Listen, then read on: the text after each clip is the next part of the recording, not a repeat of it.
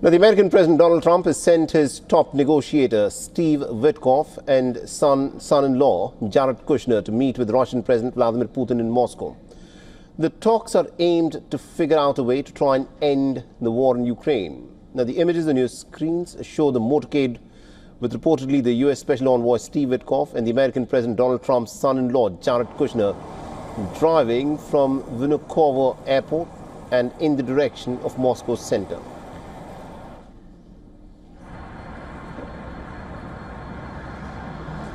The motorcade of the Russian President Vladimir Putin was also seen leaving the Kremlin before his meeting with the U.S. envoy Steve Witkoff.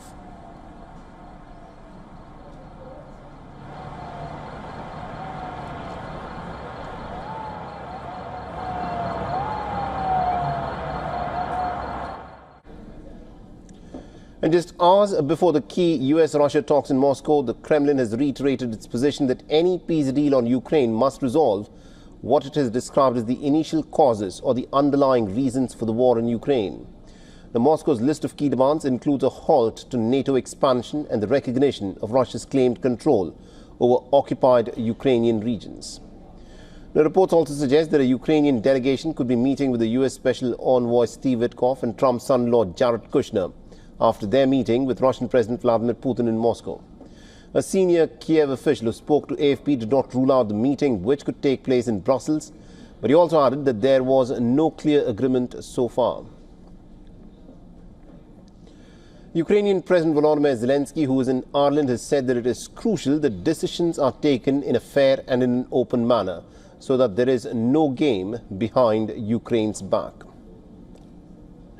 But I think that you saw a lot of things. First of all, I want to say that there will be no easy solutions. We understand what is happening. We understand who we are dealing with. The question is not the complexity of making decisions. Whoever is capable of making them will make them. I am capable of making decisions. It is important that all this is fair and open, so that there is no game behind Ukraine's back, so that nothing is decided without Ukraine about us, about our future. It's about common decision of.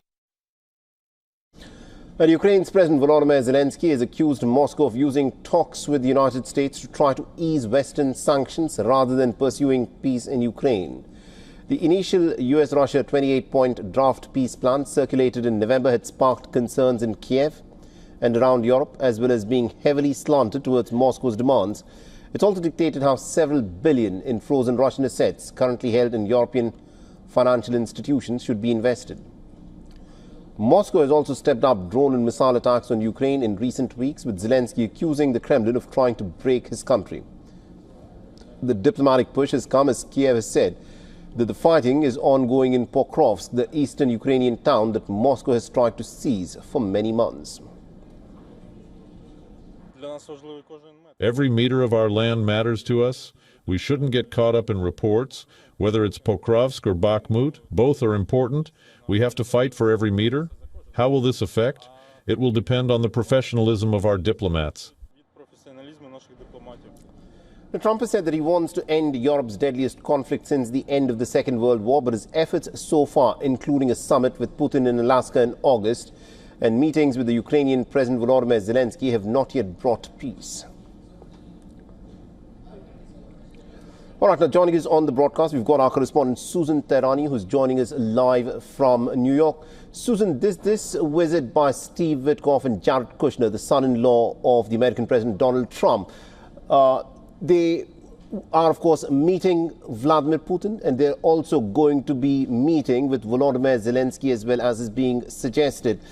But Zelensky has said that there should be no game behind Ukraine's back. And the question that is very thorny is that of Ukraine having to cede land.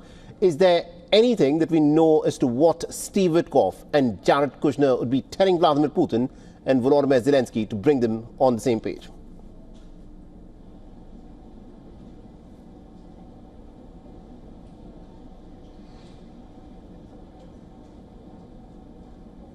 Susan, if you can hear me, my question to you was about Steve Witkoff and Jared Kushner, who are in Moscow. Do we at this point of time know as to what is on the agenda as the two leaders meet Vladimir Putin?